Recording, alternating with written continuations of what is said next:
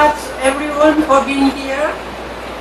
Thank you for making this day possible. Happy International Women's Day.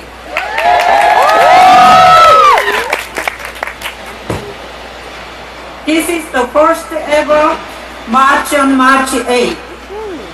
Congratulations everyone. You are making history.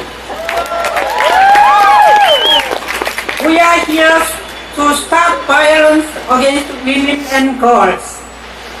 We are so honored to have many celebrities lending their spotlight to this cause. We are especially privileged to have a message from Malala. Her brave struggle is so inspiring. Every woman and girl has the right to live free from violence and threats. It may seem impossible to end all attacks on women and girls. But when I look at you, I know it is possible. This is a movement whose time has come. My husband is committed to leading the United Nations campaign to end violence against women. We have seen so much change in our lives. We have seen great progress. I know we can make every country and every community safe for women and girls. With all of you and our sisters and brothers around the world, we can end this terrible violence. Let us create a better future. Thank you so much.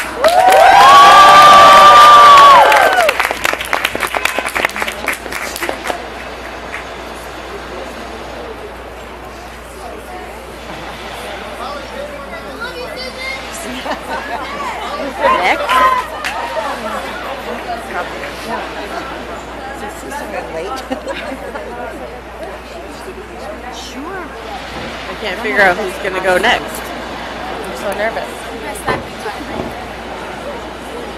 Okay, here she comes. Hi! Hi! Thank you for coming and thank you for marching for ending violence against women.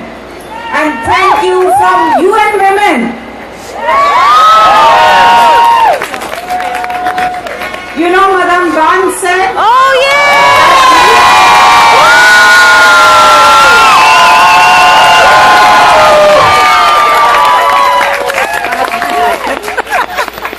Madame Ban said that through this gesture, this half-mile walk, and coming in this time and with this weather, we are making history. But in histories, if you see the history of the long march in China, the Dandi march in India, there are so many, and now the marches and the protests around the world for women's rights.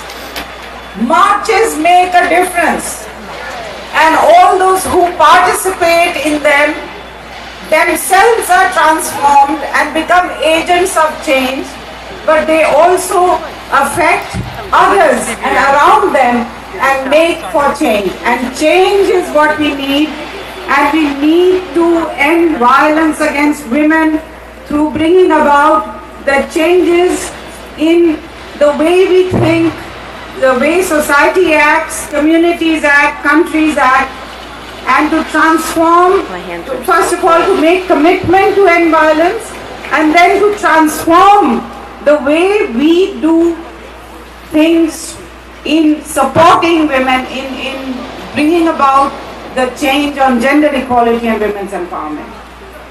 In recent months, millions of men and women have marched and they have given this message, and today you are giving this message. Awareness and action are rising for women's rights. A belief is growing that enough is enough. And today and every day we say no to discrimination and violence against women and girls.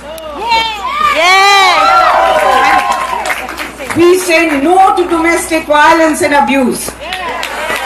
No to rape and sexual violence. Amen. No to human trafficking and Yeah. sexual slavery.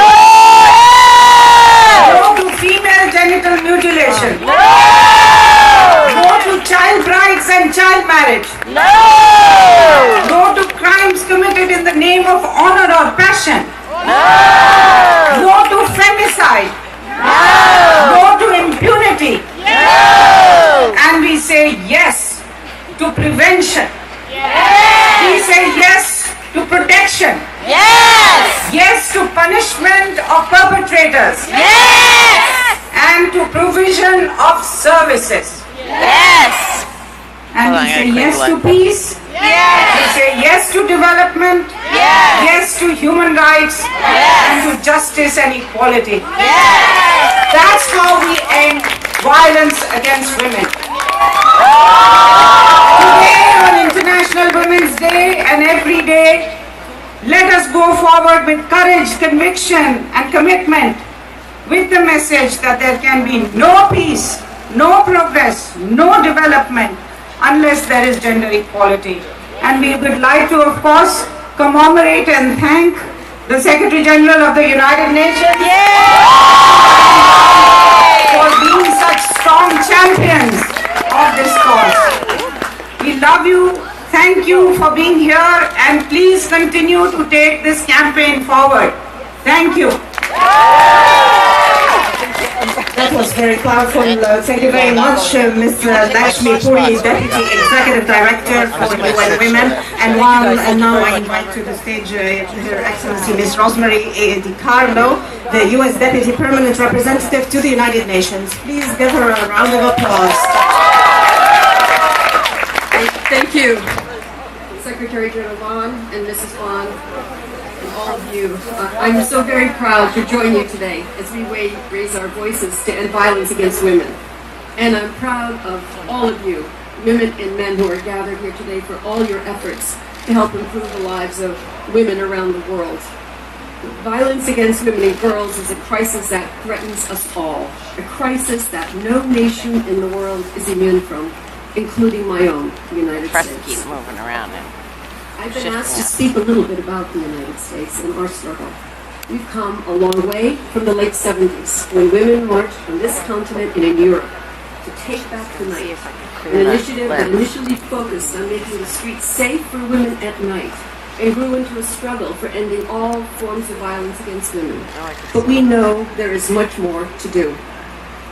Yesterday, President Obama reauthorized a Strengthened Violence Against Women Act, yay! which for more than 2 decades,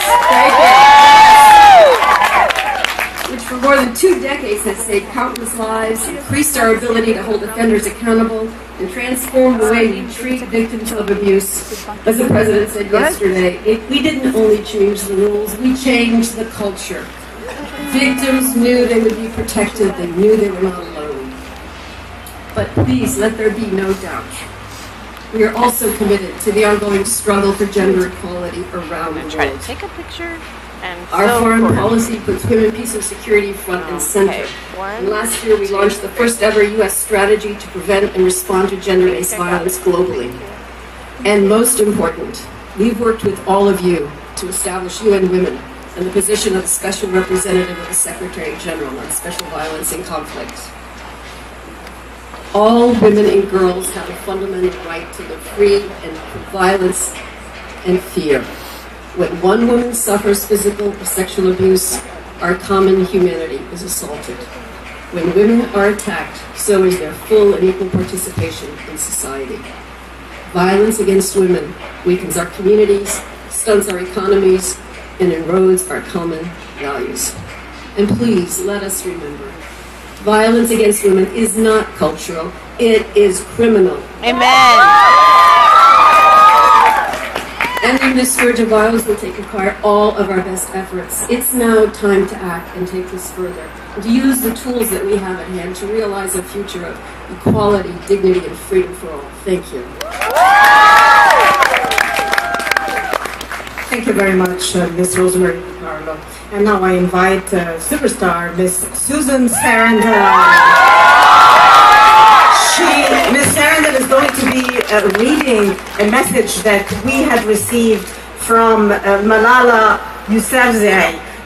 We all know her. She is the young girl activist who got shot because she wanted to have her own right for education. Ms. Susan Sarandon, let's give her a round of applause.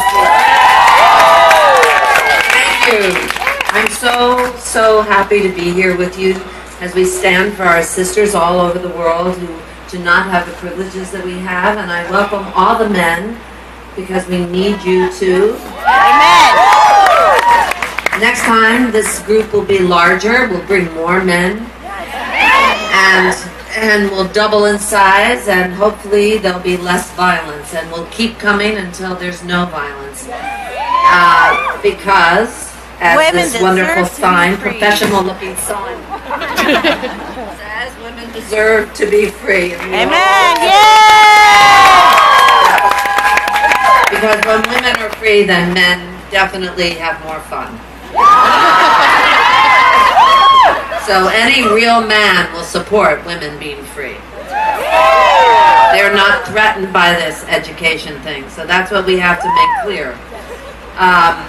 Okay, here is the word-by-word transcript of Malala's video message. In the name of Allah, the beautiful, the beneficent, today it's an honor to speak of my own rights, to speak for the rights of every human being, and especially women. Every day is a woman's day, and every day is a day of women's rights, and every day is a day of the rights of all human beings. But on March 8th, we celebrate it. Today we can see in this world, girls are deprived of their basic right of education. Girls cannot go to school. Today we see that women cannot do a job. Women are stopped from going out of their houses. So we all have to fight for our own rights. Not only girls, but also boys. They are working day and night. They don't go to school. So if you don't fight for our rights, we won't get our rights. We won't see the day where we all go to school. So we should work for our rights, and we all should fight for our rights. And a day would come that we all go to school, and a day would come where all girls would be getting their education. And there will be peace in the world.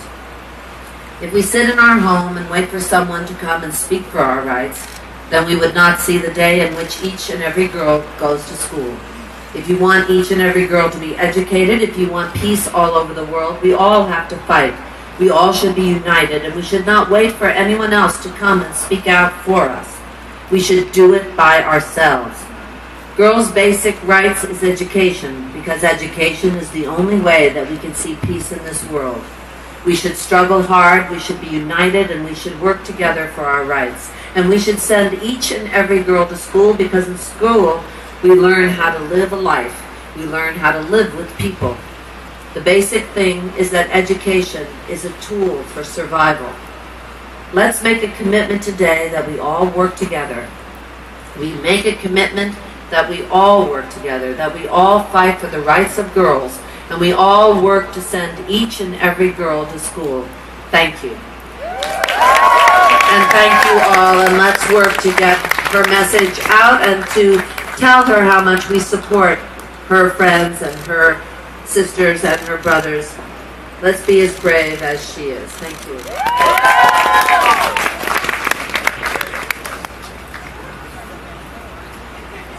Happy International Women's Day, everybody. My name is Christy Turlington Burns, and I'm standing here today. Professional. My name is Christy Turlington Burns, and I'm standing here today in front of you in solidarity to end violence against women. I founded Every Mother Counts in 2010, a campaign to end preventable deaths in pregnancy and childbirth around the world. If we don't end violence against women, we can't achieve that goal. Approximately 100 to 140 million women have been victims of genital mutilation around the world, and 3 million girls in sub-Saharan Africa are at risk every year. 15% of HIV-positive women in sub-Saharan Africa and Southeast Asia were abused when they told others about their health status. This is not acceptable. Today I support UN Women for Peace, and I'm speaking out to end violence against women. Thank you for being here.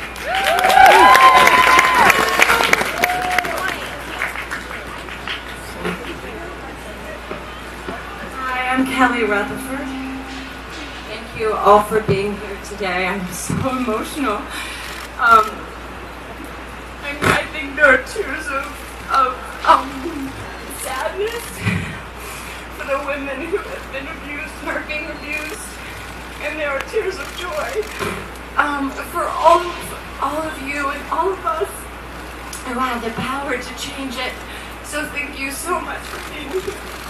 And even though it may be a small group, it's a very powerful group. We can really do a lot. So I'm going to get to my speech before I have like a crazy time here. Okay. I'm going to completely turn this into a therapy session. Okay. Thank you, Christy. I admire so much the work that you do. And Susan. She's giving her a hug. You can't see it, but there's a hug back there. Oh, Big Balloon's getting a hug. And his wife's getting a hug. Everyone's getting a hug. I'm gonna run out of time. Lakshmi, Dave, that speech was so beautiful. I hope I'm pronouncing your name right. There's a lot of statistics here. I think statistics are so amazing because they really bring about reality. The annual worldwide number of so-called honor killings victims may be as high as 5,000 women. Violence against women is acceptable as normal in many countries. Women and girls with disabilities are more likely to be abused. In the DRC, approximately 1,100 rapes are reported each month, with an average of 36 women and girls raped every day. This is unacceptable. Today, I support UN Women for Peace, and I'm speaking out to end violence against women. Thank you so much.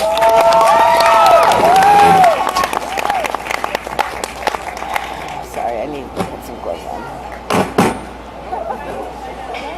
Good morning, or good afternoon. My name is Monique Coleman, and I stand before you in solidarity to end violence against women. I had the incredible honor of being the first ever United Nations Youth Champion for the International Year of Youth. I'm also a Girl Up Champion for the UN Foundation and a women's rights activist. And my statistic today is that more than 77 million girls are not currently enrolled in primary or secondary school. And what this means is that these girls then grow up to be women who are uneducated. And by being uneducated, they are then so much more vulnerable because they lack opportunities. During my year as the youth champion, I got the opportunity to travel to 24 different countries, many of which were in the developing world, and I can tell you firsthand that educating girls and women is the key to sustainable global development. I saw it, I know it, I believe it, and today we have to join beautiful Malala in this fight to end violence against women and girls. It is my honor to support you and Women for Peace and to stand here and to say that we must put an end to violence against women and girls. Thank you.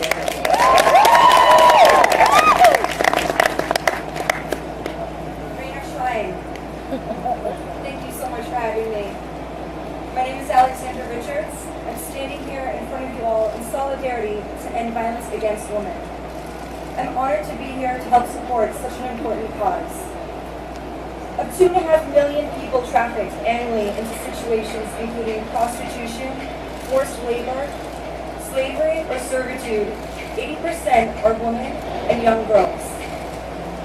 These issues have been extremely prevalent in the less regulated areas of my industry, and I'm happy to be here to speak out against them. Up to 1 in 5 young women under the age of 15 experience sexual abuse, more often by their family member. This is unacceptable. It's such a beautiful thing for all of us to come together and raise awareness about these issues. Today I support UN Women for Peace. And I'm speaking out to end violence against women. So thank you so much for having me.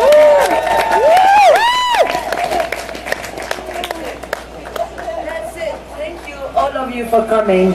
Take action and be responsible. This is the most important.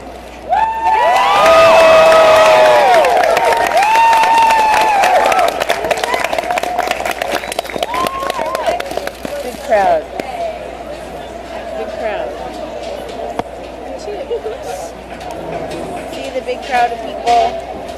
Lots of people.